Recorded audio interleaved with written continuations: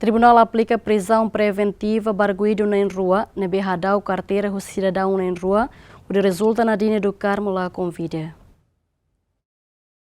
Tribunal Judicial Primeira Instância de Quintane realiza processo julgamento primeiro interrogatório ba arguidu nain rua, o inicial JACR no MJ6 nebe hadau, karteira, husi, sidadaun nain rua e a área Praia dos Coqueiros, o de rezulta sidadaun feto ida honaran Nadine do carmo lakon vida no hodi alze do carmo retancane grave.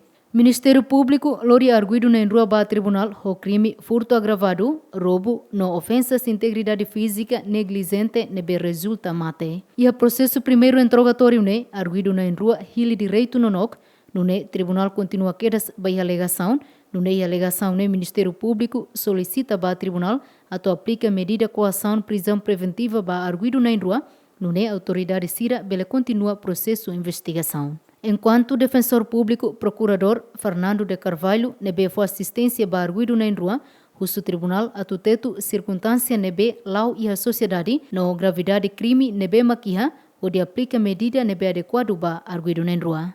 Foi na parte hotu tribunal hatunda espaço o de aplica medida coação prisão preventiva ba arguidu nain rua, o de continua halo processo investigação ba caso ne. Parte defesa se halo recurso, também autoridade de segurança captura arguidu nain rua ne fora husi fragante delito. Santina de Jesus, Jacinto Fuca, GMN.